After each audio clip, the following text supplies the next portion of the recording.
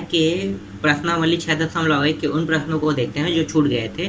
तो प्रश्न क्रमांक 7 से देखना है। तो प्रश्न क्रमांक 7 है, निम्न बंटन का बहुलक ज्ञात कीजिए। तो इस प्रश्न में हमें क्या ज्ञात करना है? इस बार बहुलक। अभी तक हमने बाकी प्रश्नों में समांतर माध्य और माध्यिका ज्ञात किए, लेकिन इस बार हमें बहुलक ज्ञात करना है। तो बहुलक क्या क्या दिया हुआ है? तो बहुलक दिया हुआ है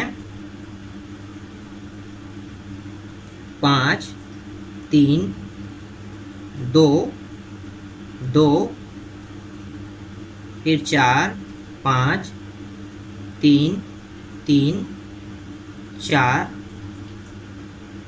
3, 5, 3।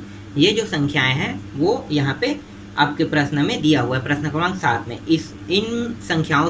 इन संख्याओं में हमें क्या ज्ञात करना है? बहुलक ज्ञात करना है। बहुलक का मतलब क्या होता है? बहुलक का अर्थ होता है जो सबसे अधिक बार आए उसे हम लोग बहुलक कहते हैं।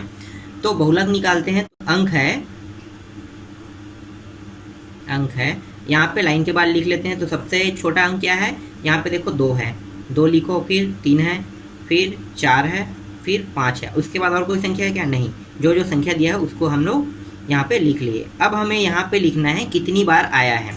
तो देख लो 2 कितनी बार आया है? 1, 2 और कहीं पे है क्या? नहीं। तो 2 को लिखो 2 बार। उसके बाद 3 को देखो, 1, 2, 3, 4, 5। तो 3 आया है 5 बार।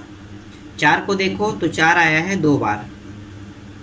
5 को देखो, 5, 1, 2 और 3 बार, 3 बार। तो यहाँ पे देखो सबसे अधिक बार कौन सी संख्या है? 3। तो हमारा बहुलक क्या होगा? 3। तो यहाँ पे लिखो बहुलक बराबर 3। यही क्या है? आपका आंसर है। ठीक, समझ में आया? बहुलक इस प्रकार से ज्ञात करते हैं।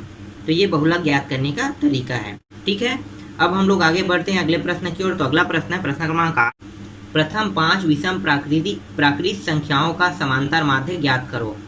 तो हमें क्या ज्ञात करना है? प्रथम 5 प्राकृत, पहले तो प्राकृत संख्या निकालना है। आपके प्रश्न में दिया भी है प्राकृत संख्या। तो प्राकृत संख्या जो है 1, 3, 5, 7, 9, प्रथम से लेके 5 तक के निकालना, मतलब विषम संख्या होना चाहिए। तो इसका क्या निकालना है? समांतर माध्य। तो समांतर माध्य कैसे निकालते हैं? तो समांतर माध्य निकालते हैं, उसका सूत्र होता है, पहले हम लोग लिख लेते हैं प्राकृत संख्या को, विषम प्राकृत संख्या। तो विषम संख्या क्या क्या है? 1, 3, 5, 7 और 9। ये 5 प्राकृत विषम संख्या है।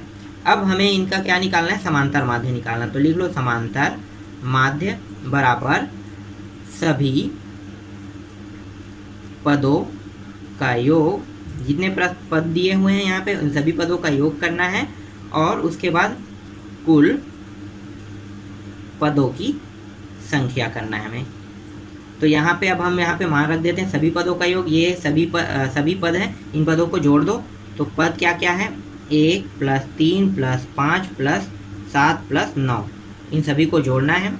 फिर उसके बाद क्या करना है? कुल पदों की संख्या कितने हैं? 1, 2, 3, 4, 5। तो ये हो गया 5। टोटल कितना आया? 25/5। जोड़ने पे 25/5 आया। तो 5 एकम 5 पंचे 5 आ गए, और ये आपका आंसर कितना है? 5 है। तो इस प्रकार से निकालते हैं। ठीक है, समांतर माध्य के और भी प्रश्न हम लोग बना लिए हैं, इसलिए ज़्यादा दिक्कत नहीं है इसमें। ठीक है, अगला प्रश्न देख लेते हैं। संख्याएं 8, 5, x 6, 10, 5 का माध्य 7 हो तो x का मान ज्ञात कीजिए। हमें यहाँ पे x के मान को ज्ञात करना है। तो यहाँ पे जो चीज़ दिए हुए हैं उनको पहले लिख लेते हैं। तो यहाँ पे जो नंबर दिया हुआ है वो है 8, 5, x 6, 10 और 5 दिया हुआ है। ये जो है ये सब पद है। और उसके बाद क्या दिया है? माध्य दिया है। माध्य मतलब समांतर माध्य।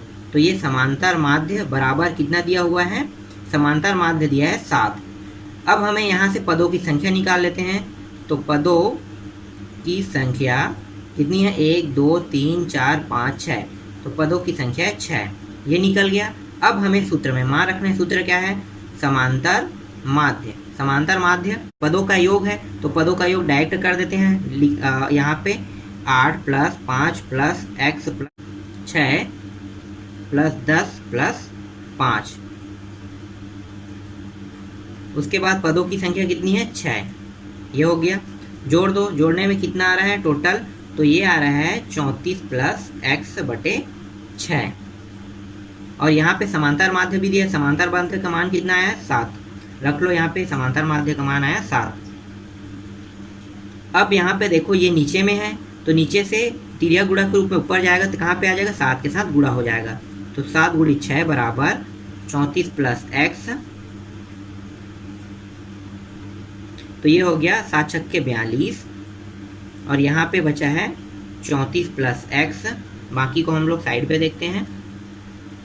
तो ये 42 बराबर 34 प्लस x, ये 34 यहाँ पे ट्रांसफर हो जाएगा, तो मतलब ट्रांसफर मतलब पक्षांतर, तो ये हो गया 42 और ये प्लस में है तो यहाँ पे आके माइनस हो गया 34 बराबर यहाँ क्या बचा x। अब इन दोनों को घटा दो तो घटाने में कितना बच रहा है, तो घटाने पे आ रहा है यहाँ पे ये हो गया 8 और ये x, और ये क्या है आपका आंसर। ठीक, x का मान कितना आया 8, तो हमें x का मान निकालना था, x का मान 8 आया। तो इस प्रकार से ये प्रश्नावली भी खत्म हो गया। इसके बाद हम लोग देखेंगे अगले प्रश्नावली को।